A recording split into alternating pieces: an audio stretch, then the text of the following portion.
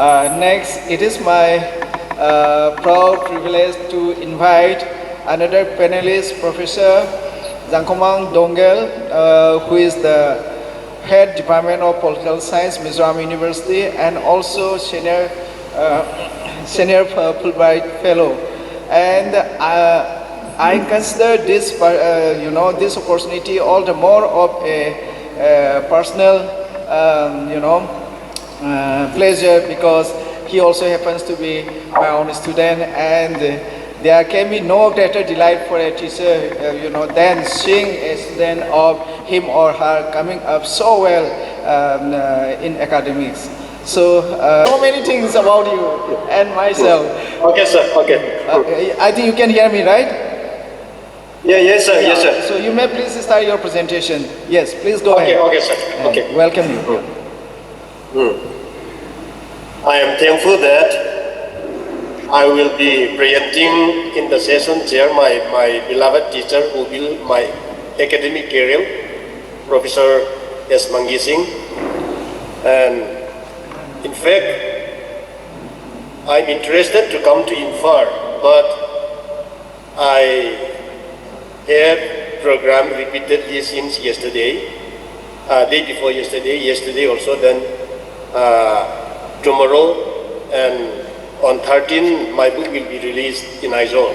So due to all those tight programs, though I'm so interested to come, I cannot spare my time. Anyway, I'm glad that I will be interacting with you online. And as I have a tough time, I don't prepare the slide also. I'll deliver. I think I'm audible. I'll deliver in the lecture method. So, and I will not try to take much time. I'll deliver my lecture on the topic Essentiality of Right to Freedom of Speech and Expression in the Constitution of India for Enhancement of Human Rights.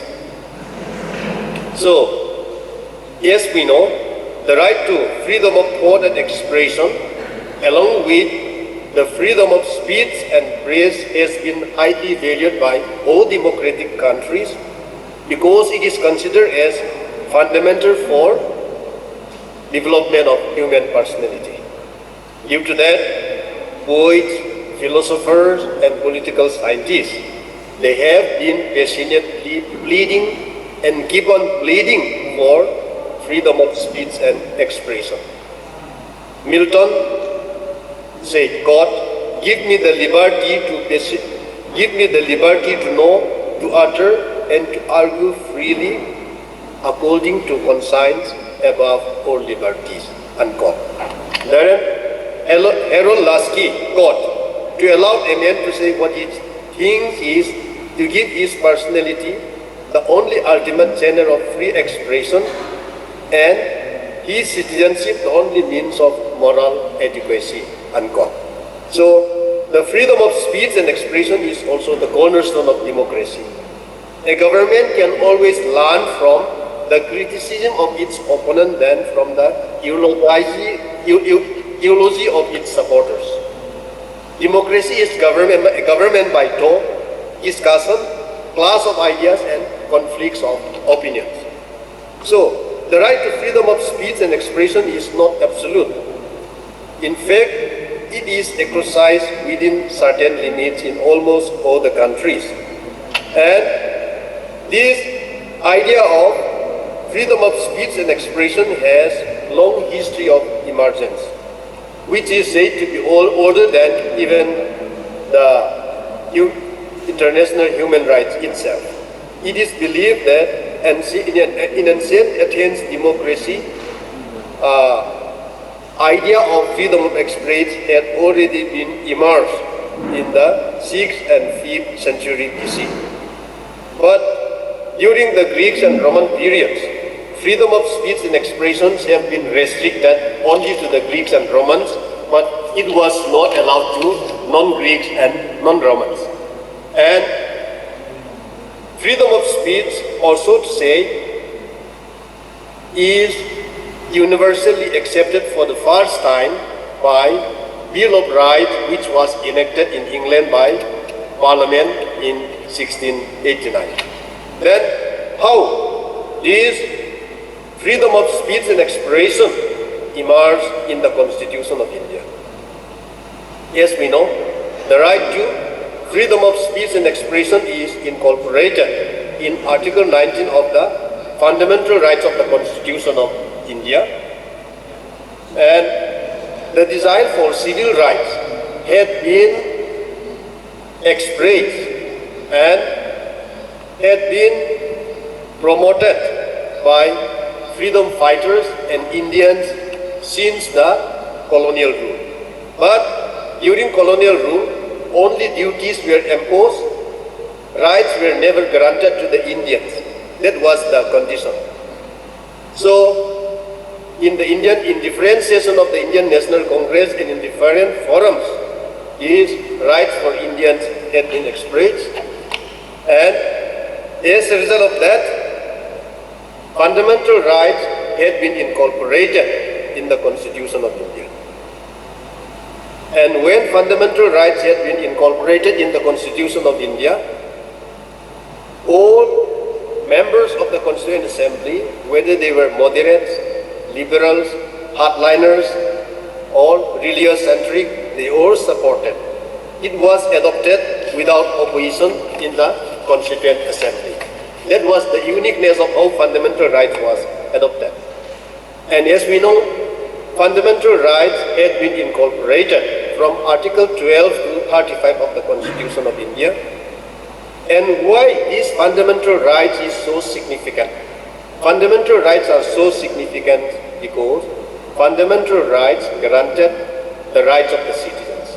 How the citizens should express their feeling, how the citizens should express their opinions, how the citizens should express what they thought and what they think good without any restriction and without any censorship.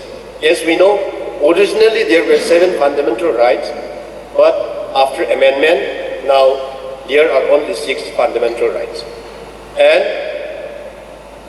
in Article 19(1), some rights have been granted, and in Article 19(1), Clause A, all citizens have the right to freedom of speech and expression.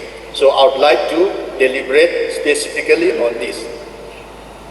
The right to freedom of speech and expression can be said as the most important right out of the 6 freedoms which are shown in Article 19. Like freedom such as freedom to assemble peacefully without arms, freedom to move to form associations or unions, freedom to move freely throughout the territory of India, freedom to reside and settle in any part of the territory of India, and freedom to practice and profess to carry on any occupation, trade or business. All these have no meaning without right to freedom of speech and expression. So, in the absence of right to freedom of speech and expression, all the above mentioned freedoms will be hollow freedom, hollow rights, which have no meaning. So, from here we can know the significance and importance of right to freedom of speech and expression.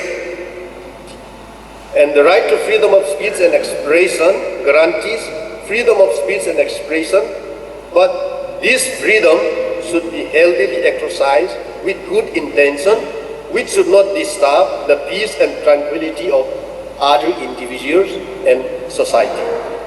The right to freedom of speech and expression has 4 special purposes, such as, number 1, it helps an individual to attain self-fulfillment. Number 2, it assists in the discovery of truth. Number 3, it strengthens the capacity of the individuals in participating in decision making. And 4th and last, it provides a mechanism by which it would be possible to establish a reasonable balance between stability and social change. And the right to freedom of speech and expression helps individual to improve himself and to improve his personality. But if individual is restricted too much to speak his ideas or her ideas, the inborn talent of the individual will be destroyed instead of improving it. Democracy will never be firmly established in the absence of right to freedom of speech and expression. Due to that, framers of the Constitution of India inserted Article 19(1) so as to enable the citizens of India to freely express their ideas without fear or favor, for developing the capacity for self-attainment and for fulfillment of democratic spirit of India. Freedom of expression will also help the conscious citizens to discover truths which will be beneficial for establishment of peace and tranquility in the society, as well as for good governance in the political system. Constructive criticism of the conscious citizens can help decision makers in arriving at good political decisions, which should also be beneficial for the political system. Therefore, freedom of speech and expression should be exercised with objective outlook, and subjectivity should be avoided as far as practicable. The freedom of speech and expression of any individual should not disturb the peace, tranquility, and freedom of his fellow individual. Instead, people of the society should learn more from the views and opinions which are expressed through the exercise of the right to freedom of speech and expression. Over and above that, the peace, tranquility, social order, and moral conscience of the society should not be jeopardized by the freedom of speech and expression of the individual. The excess exercise of the freedom of speech and expression without thinking the consequences can cause social tension, communal hatred, parochial feeling, administrative bottleneck, and law and order problem. It is evident that communal riots took place many a time in different nook and corner of the country due to excess exercise of the right to freedom of speech and expression. As such, communal leaning speech, baseless allegation, and destructive comments against certain communities and ethnicities should be avoided as far as practicable. Sometimes, constructive criticisms and objective opinions are subjectively assessed as anti-national, sedition, lawbreakers, without thinking the authenticity of such comments. And this is, the sorry thing is that this is developing in every part of India. There is no specific provision granting the freedom of press in the Constitution of India, because freedom of press is included in the wider freedom of expression, which is granted in Article 19(1)(a). Freedom of expression also means the freedom to express not only one's own view, but also the view of others through print and electronic media. Therefore, liberty of the press is not exclusively mentioned in the Constitution of India, but that liberty of the press is automatically included in the right to freedom of speech and expression. It is also the primary duty of the court to uphold the freedom of the press and invalidate all laws or administrative actions which interfere with it contrary to the constitutional mandate. Freedom of speech and expression have been encroached in various ways by the state machinery in national, state, and local level since the past 2 years in every part of India. Is it enhancing human rights or negating it? If academic atmosphere in the university is disturbed by certain ideological group, will it be a healthy academic development? If the media, both print and electronic media, are strictly monitored by governing authority, and if they do not freely express their views, will it be a good development for stability of democracy? Over and above that, censoring of writing history, political events, and political history by academicians may amount to gross violation of the right to freedom of speech and expression. Certain events which could be seen in the past few years in JNU, University of Hyderabad, Jamia Millia Islamia, and some other prominent university, by framing seditious charges against student leaders, raise some doubts whether attempts have been made to strictly monitor the academic activities of the universities under complete surveillance of the governing authorities. This course is still going on whether right to freedom of speech and expression will continually prevail in the Indian political system as per the constitutional provision, and will academic freedom be continually preserved in universities, or university will be under strict censorship of the governing authority under the influence of certain hardcore ideology. Indian political system and Indian democratic system have been founded upon the principle of unity in diversity, which signifies multiculturalism and pluralism. Filing of cases on seditious grounds against certain academicians, journalists, and student leaders raise some doubts whether right to freedom of speech and expression have been enforced as per the constitutional provision. It is also evident that propagating of insecurity feeling by majority community against minority community is the new development which could be seen across the country in every nook and corner of the country, and so it is also a sorry development. Therefore, the stability of the Indian political system solely depends upon unity in diversity and the right to freedom of speech and expression. So the future of India, whether it be stable, prosperous, bleak or problematic, may depend on whether India sticks to the principle of unity in diversity or not.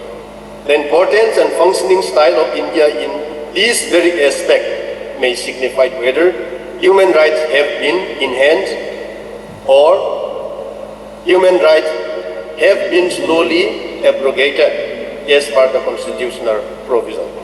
And I will quote briefly some important verdicts of the Supreme Court of India with regard to protection of right to freedom of speech and expression. So, way back in 1986, there was one case with regard to singing of national anthem in Kerala. That is between Aizawl versus State of Kerala. Then, why that case took place? Because some Muslim students, they didn't want to sing national anthem in the school assembly. Then they were expelled from the school. Then parents of the children, they appealed to the Supreme Court. And in the judgment, what did the Supreme Court deliver? The Supreme Court said that judgment delivered that the children should not be expelled. They should be allowed to continue their schooling in the same school. The children do not violate the school rules. They do not violate the norms. They are only exercising their freedom of speech and expression. They obediently stood up. They did everything which had been told by the teacher. But due to some religious consideration and due to some other reasons, they didn't open their mouth to sing the national anthem. So they have the right to open their mouth, they have the right not to open their mouth. In that regard, the students, they exercise the right to freedom of speech and expression. So they should not be expelled. That was the judgment of the Supreme Court. And in other case, jail authority, in the case between M. Hassan versus government of Andhra Pradesh in 1988,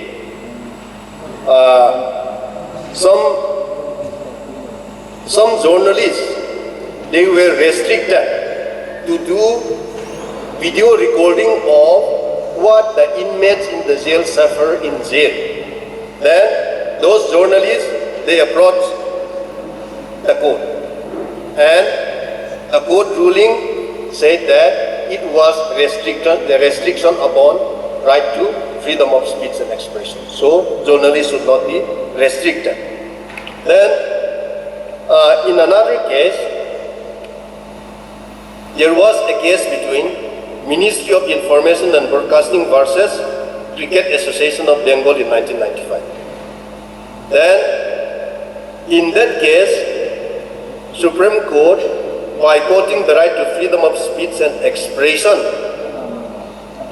delivered that government has no right and government has no monopoly to control electronic media.